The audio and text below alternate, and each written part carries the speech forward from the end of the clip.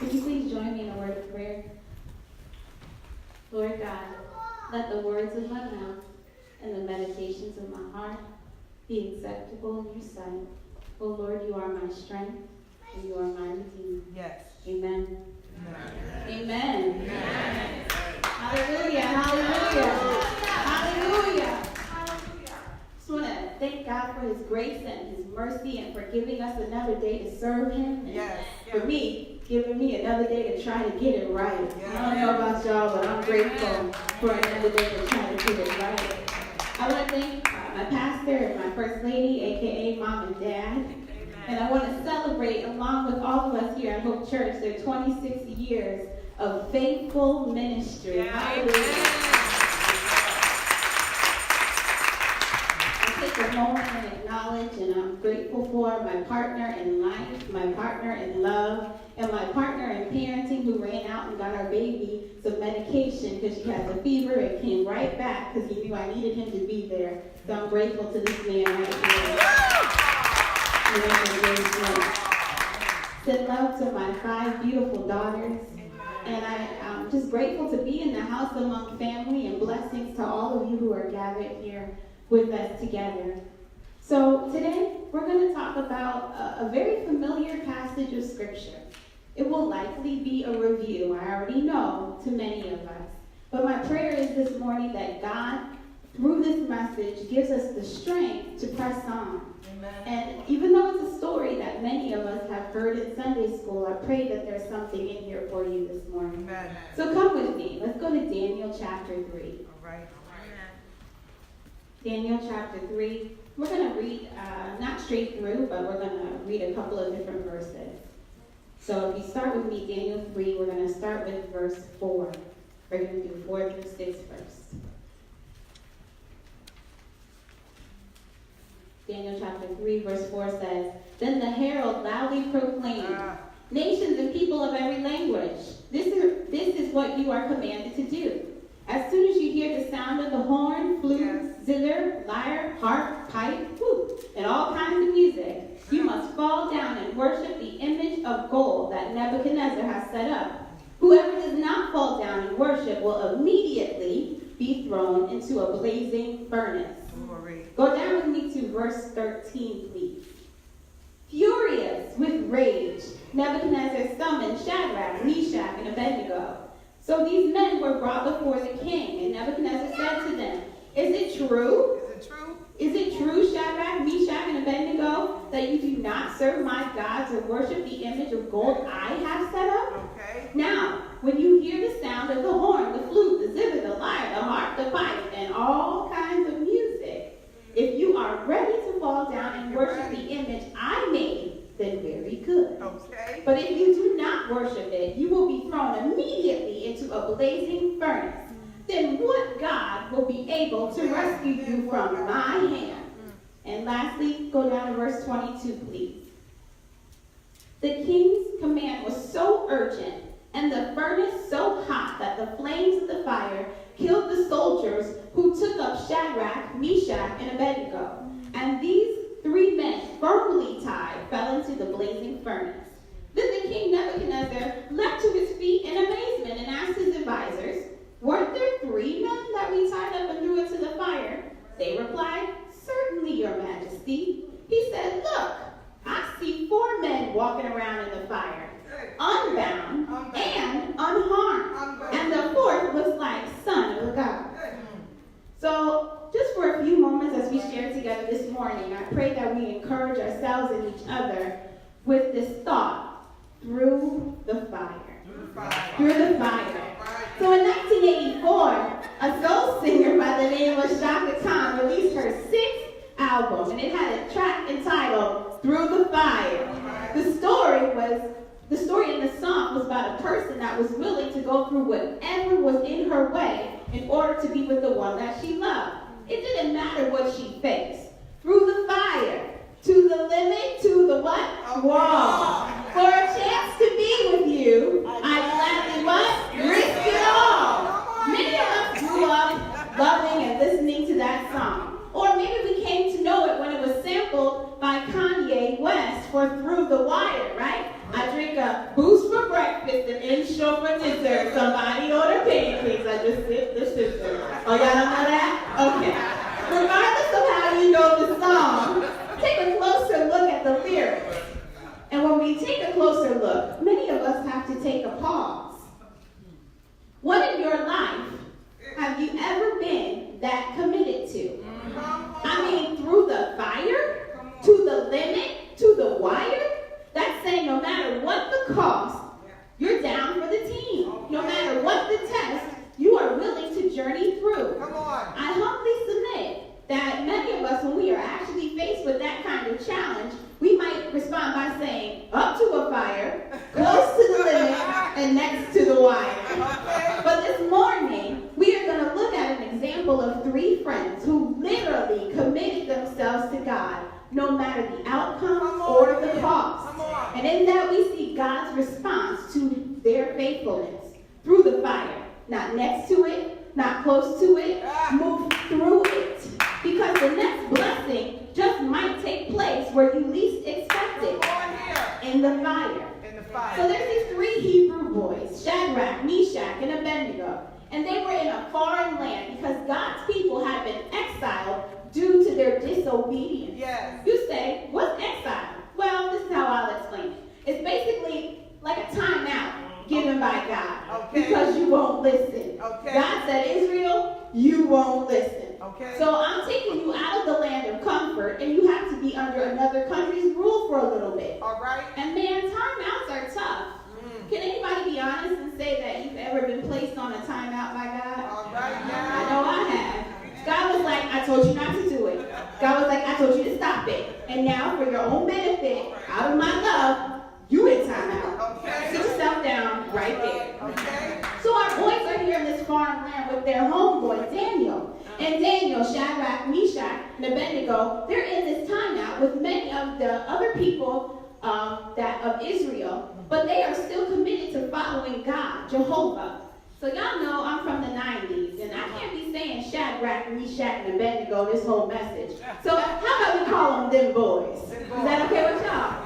So them boys are shining bright for the Lord with their OG Daniel. And because the Lord is really using Daniel and they're all connected, they're all promoted.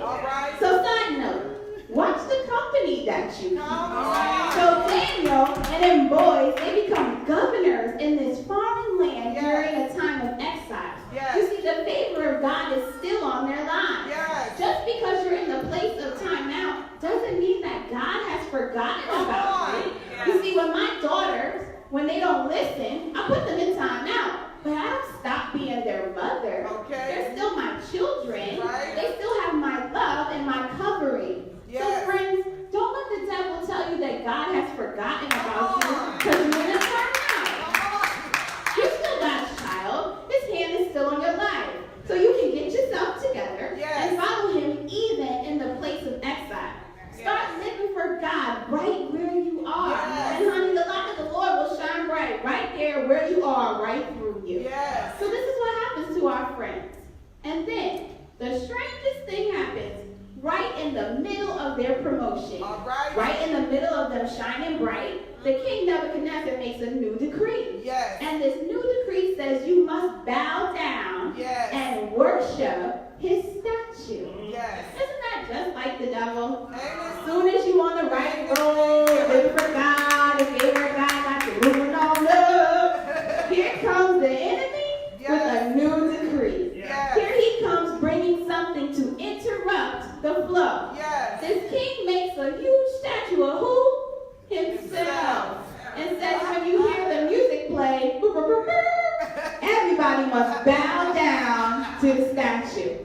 So first thing to remember, when you're on the right road living for God, expect something to come to distract you and try to steal worship from God.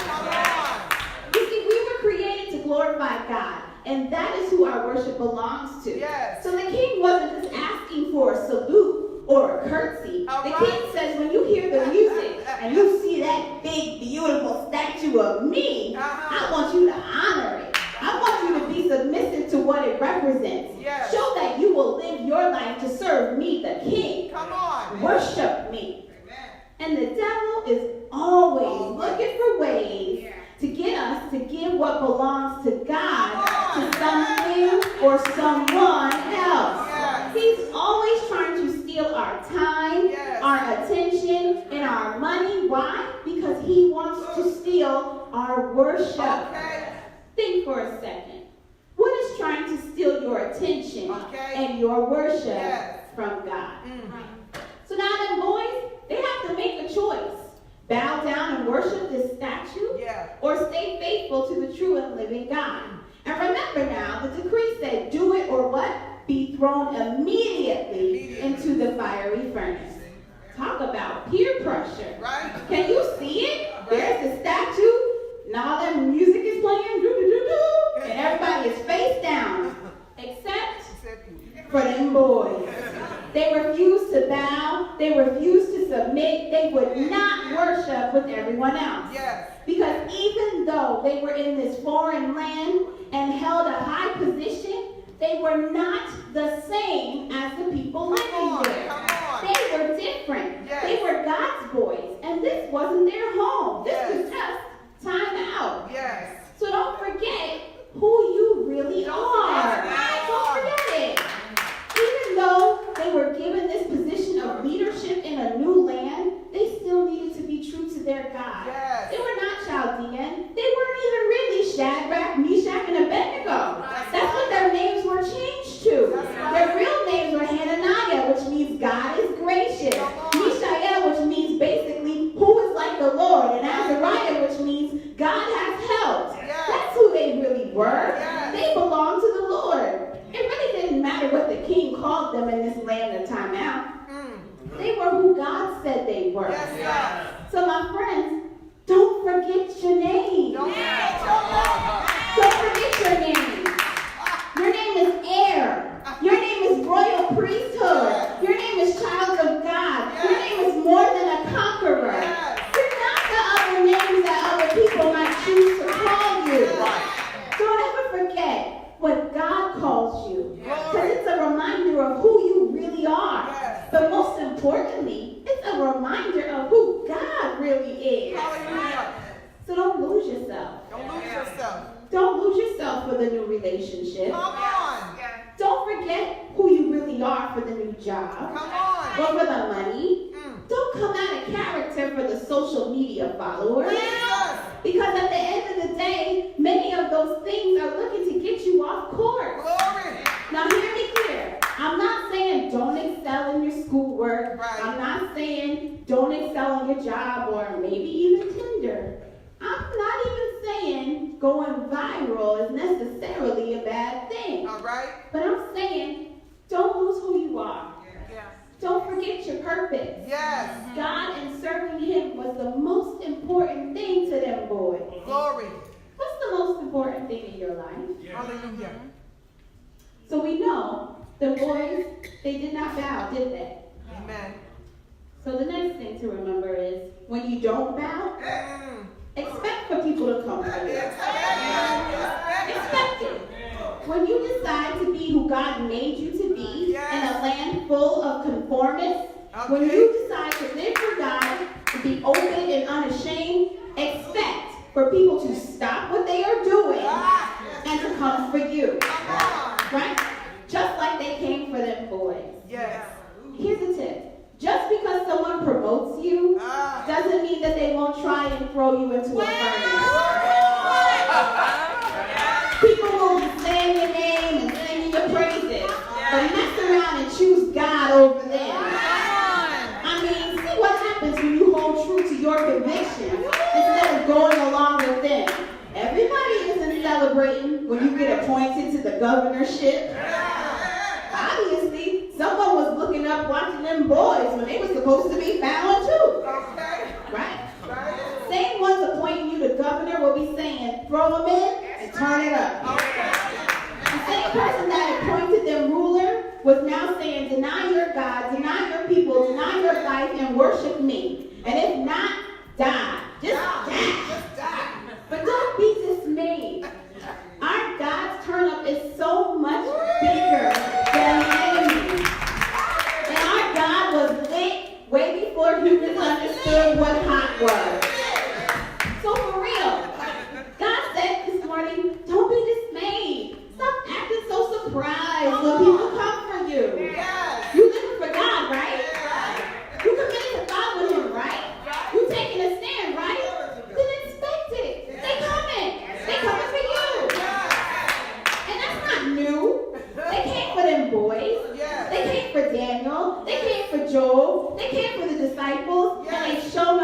for Jesus? What makes you so shocked when they come for you? If people aren't coming for you, then you need to ask yourself, what's up with that?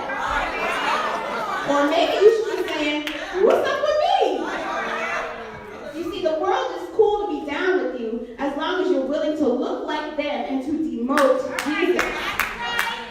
But as soon as you start living right, as soon as you start reading your word, you calling it the Bible study, applying what you learned to your living, here comes everything and everybody trying to interrupt you.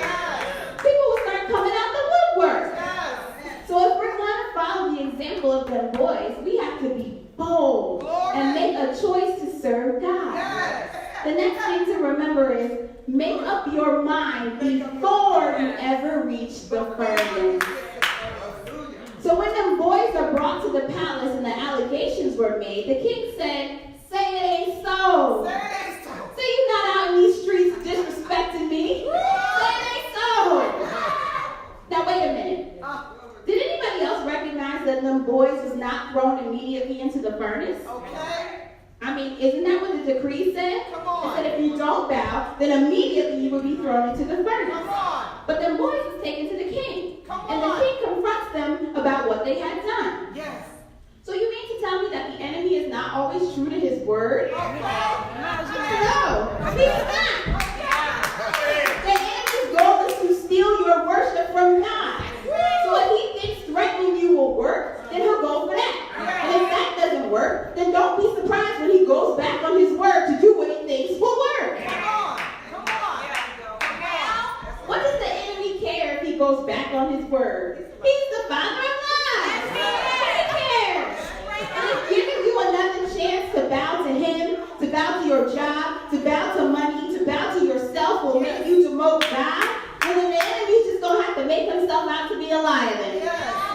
So don't get caught up. Don't get caught up in what seems to be a moment of mercy from the king. It's not really mercy. It's coercion. It's really abuse. The king says, be smart. I'm going to show you what's coming. The king says, look over there at that fire. It's going to be bad. I'm going to put you in it. Come on, choose me and forget about God. But look at them boys. Them boys don't make an excuse. They don't negotiate with the king. They don't try to walk the line. They were sure of their answer before the king ever asked. It was settled between them and God. And friends, we have to stop waiting to make our decision to follow God until we get to the palace. Or worse yet, trying to figure it out when we're looking at the furnace.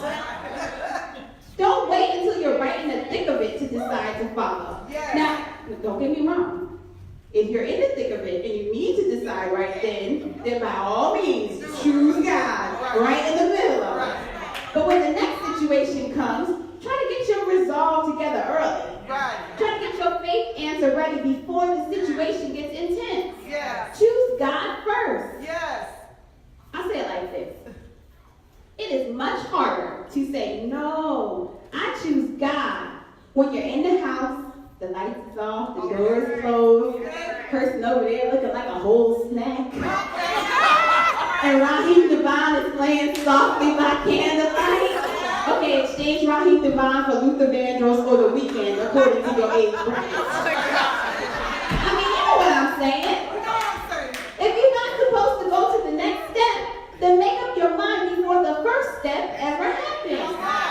Like, no sir, no ma'am, don't even try the waiter. Don't answer the phone, matter of fact, block the number. And then, you know what, be at Bible study listening to Pastor Teacher, you can't go wrong. No sir, no. No sir, no ma'am. No, I'm listening to Pastor, what you doing? Hallelujah. Choose God before you ever see the statue. Choose God before you ever hear the music. Get your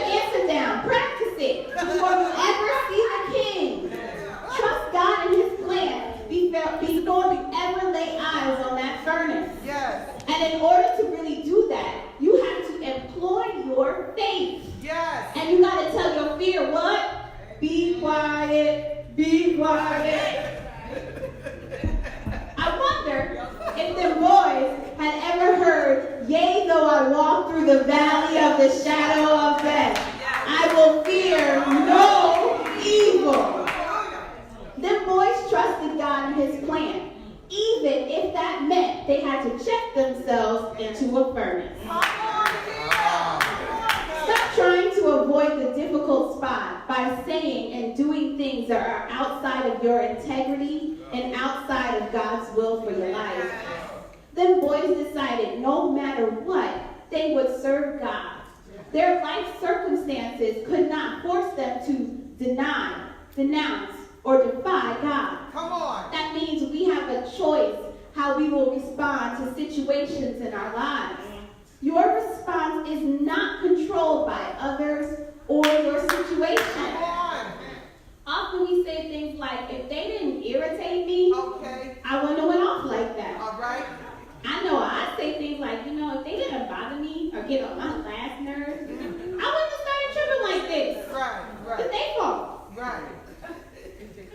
Or we say things like, if they didn't hurt me, Come on. I wouldn't be so bitter like this. Right. But you decide how you respond or not. That's right. And can't nobody make you bow once you have decided to stand tall. Are you willing to trust God through the fire? Sometimes you living your life for God might lead you right into a fiery All furnace. right. Fire is strong. It's challenging to control. It's destructive. But it is submissive to our Come God. on, preacher. Come Just on. like your circumstance. Yes. Yes. Them boys were thrown into a fire. And fire is what? Scary. Fire is hot. Fire burns. Yes, It does. produces smoke Yes. that can choke the life out of Yes, you. yes. It seems to destroy everything in its path. Think Yes. about what's going on in California, Yes. right? It moves so quickly. Fire doesn't care who you are Yes. or where you come from or what kind of job you have. Fire has one job, one plan. It needs to find something to burn. Come on. And listen, your situation that you're being thrown in, it might feel the same. It's intense. Yes. It has the propensity to burn you, Yes. choke you, stifle you, stagnate you. It intends to consume you. So I am not minimizing the difficult places in your life. Amen. But I'm asking you to shift your focus. All right. The fire is hot.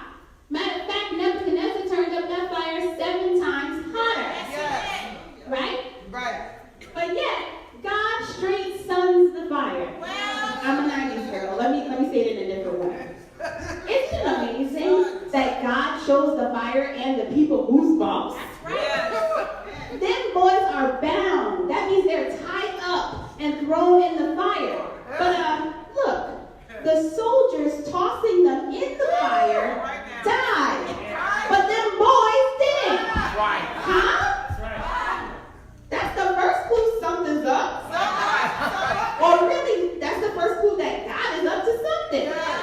The ones throwing them in died, but they didn't die. Come on. If I was Nebuchadnezzar, I'd be like, what in the weird science is going on around here? I started tripping when I was reading that the soldiers putting the boys in the fire burn up. But them boys were pushed into the fire alive? Huh? Now envision yourself in the position of them boys. I know if it's me, I would have been going buck wild, like for real, having a panic attack. And that's for real. I'd be like, God, I don't want to die in this fire. And yet God is saying, hey, calm down, look around. I got you. Yes, you got to go in the fire, but it's not going to kill you. The ones pushing you in are already destroyed. Girl, hush and see the salvation of the Lord.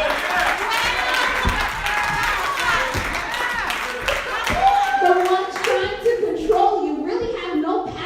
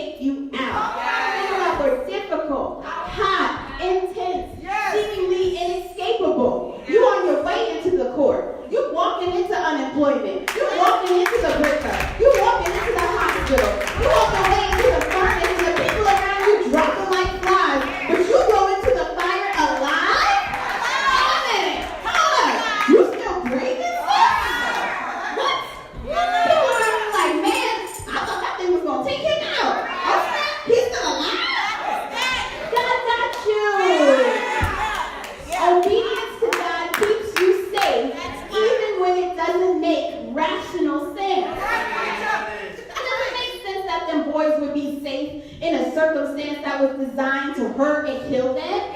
But they were faithful to God and trusted the plan. What would happen if we stopped focusing on avoiding the fire? Go ahead. What if we stopped focusing on the fact that the fire is hot and it can burn, it might hurt? Maybe we need to be asking, God, is that you? God, are you bringing me to this situation for a reason? Come on. Is that you, God? God, are you in the fire? Okay. What? Fire has always been representative of God throughout His Word. Come on. For God is an all-consuming fire. In the New Testament, the Holy Spirit was represented as tongues of fire on the New Testament believers on the day of Pentecost. Yes. In the Old Testament, God would use fire to consume the sacrifice. Hallelujah. God ain't new to fire. It's not new to Him. A pillar of cloud by day and a pillar of what? Fire by night. That's how He led His people when they came out of Egypt. The burning bush, now that's how He called Moses. So you mean to tell me that the enemy of God, Nebuchadnezzar, picked the element of fire to be the method by which he executed. And it just so happened to be the element that God used His whole existence to show how He works? Don't you just love God? Don't you love Him? The devil over here thinking he's using something to set you up. God's like, oh, that? Oh, I've been using that this forever. I got this. What a little fire gonna do to our God? God will use whatever He wants Glory. to make you better and let His glory be displayed. Why would God allow them boys to go into the fire? He has purpose that glorifies Himself Yes. and makes them boys better. Yes. A purpose that was so far beyond them boys and really so far beyond us. Yes. Well, what was the purpose? Okay, well, look at the furnace. You Okay. see it over there? Look at the furnace. A furnace is a place where things are burnt in the fire. A furnace can be used to produce heat, or it can be used to refine. Nebuchadnezzar was using it to destroy, Yeah. but controlled fire, Yeah. it purifies. Yeah. Fire is symbolic of God's presence. We already said that, right? Right. But relationship with God determines if the fire was a killer Okay. or a refiner. Yes. The devil doesn't get to decide how the fire will impact you. Come on. You see, God is the author and the finisher. You see, Nebuchadnezzar, he was a fire setter. He Okay. was an arsonist. Yeah. And yeah, that's really pretty scary. For Yeah. real. I'm Yeah. afraid of fire setters. Mm-hmm. But God was the creator Yes. and the controller Yes. of the whole world. Yes. Including what? Fire. So the creator gets to decide the purpose and the use of that entity. Uh-huh. This fire, this situation in your life, it may have been sent to kill you. All But right. this fire is not controlled by the fire setter. Come on. It is controlled by the creator, Yes. the master craftsman. Yes. This fire is meant to refine you. Refine means to remove impurities or unwanted elements from a substance. Yes. Maybe God is ready to burn some things off of you. Glory. Or maybe God is ready to burn some things out of you. Come on. Come on. Maybe God is going to use this challenging situation to get you ready for the next chapter. Come on. Maybe He's teaching you something, showing you something about yourself. How can you move to the next place that God has for you if you keep on insisting on bringing these impurities with you? Refine me, God. Come on. Hold up, wait a minute. Nebuchadnezzar, you meant this fire for evil and destruction, but God, the controller of heaven and earth and fire, means it for my edification and my deliverance. You meant this fire for my setback, and God uses this fire for my sanctification. Okay. You meant this fire for my breakdown, and God uses this fire for my blessing. The things the devil sent with intention to kill you, to burn you, to choke the life out of you, God can still work all things together for your good.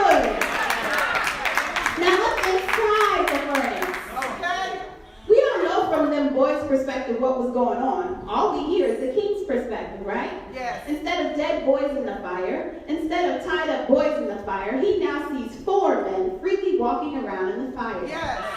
Now that's crazy. Y'all don't think that's crazy? That's crazy. Come on. Because number 1, they're alive. Yes. They're walking around free, and Valkyrie is 4. Yes. There's an extra person in there. Yes. So often we're like, God, I want to avoid the fire altogether. Or, God, as soon as we're free in the fire, we're like, let me out. Right. I want to get out. Let me out the fire, God. Right. But the boys, they're in the fire, Yes. no longer bound, chilling in the fire like, what? And now they've added to their crew.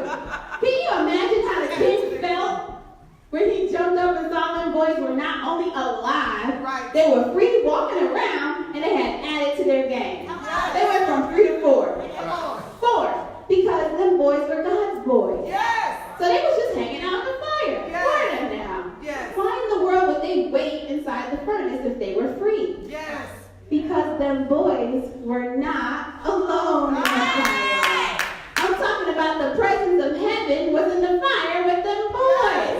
So there was no need to rush out. Yes. They was like, oh, thanks, go look in there because that's good. Chilling here with the presence of the Lord. Yes.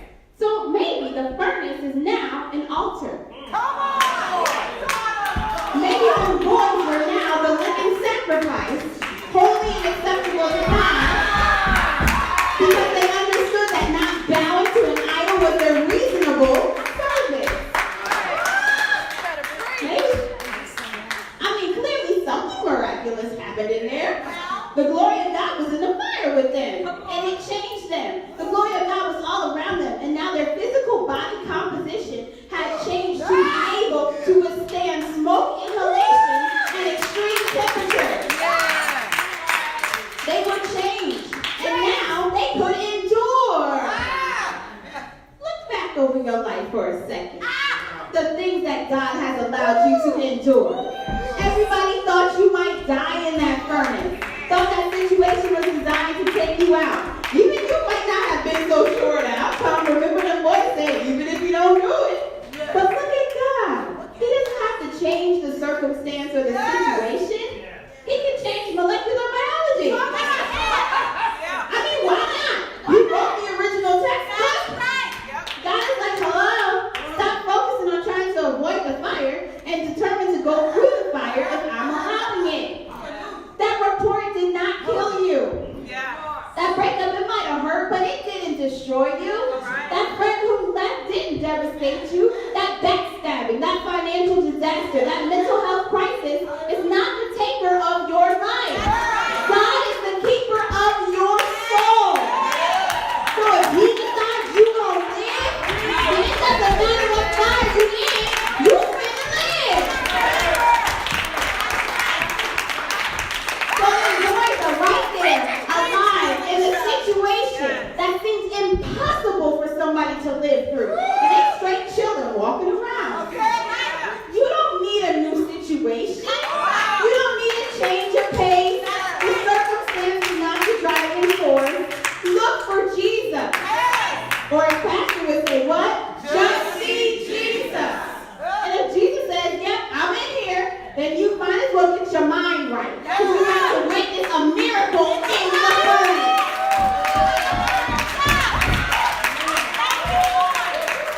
The whole church, we are the miracle in the fire. We are refined. We are purified. We have been touched. We are faithful. We are courageous. It doesn't make sense that this church would have endured and survived all of the things mounted against us. Flood, not 1, not 2, not 3, not 4, but 5 floods. Financial challenges year after year. Resistance to our presence in this very community. But God didn't have to change those situations. He made us better. I said, God, what does this servant have to do with the theme?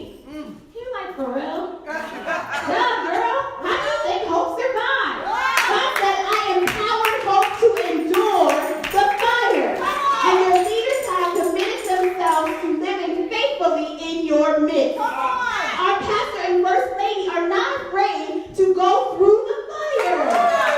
They're not afraid. So watch their lives, Hope. Follow their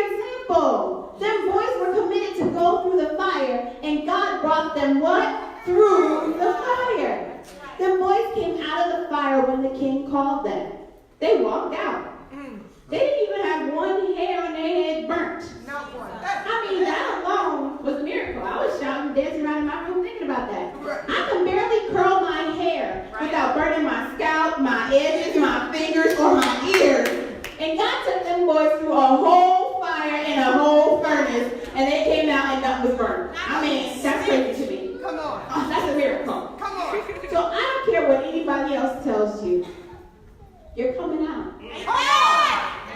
I don't care how scary it looks. You're going to go through. Because this fire right here is not your final destination. This fire is not where you're going to stay. You're just being refined right now. And when you come out, be like them boys. They didn't come out stunting like, look at me now. Look at me now. No. They didn't come out like I be coming out running off at the mouth. Oh. You thought you was going to take me down. But I'm on fire. No. They didn't do none of that. They came out quietly and let God's glory speak for itself. The Lord of God did all the talking. Don't not say nothing when you come out the furnace. You just come out shining bright. Let God take all the credit. You just walk out. God's glory is shining bright all over you. So, Pastor, be encouraged. In the same way we watch and we look at them boys, we watch and we follow you as you follow Christ. What seems impossible to man is every day, all the time to our God. So when we have to go through, remember you're coming out. And the people won't even be able to smell any smoke on you. The glory of God shining bright on you. Look at your testimony. Pure, strong. And you don't even have to utter no word. So faith is what we need. Hope, get your faith up. Come on, get your faith up. Follow the leaders. We might go through the fire, but we are coming out like pure gold. Pure gold put in the fire comes out of it proved pure. Genuine faith put through this suffering comes out proved genuine. When Jesus wraps this all up, it's your faith, not your gold, that God will have on display as evidence for his victory. That's 1 Peter 1:7. Pastor and First Lady, your faithful lives are on display. Giving those around you, look at us, a picture of God's victory. Thank you, because along with them boys, you showed us how to go through the fire. Be encouraged, God's people. Amen.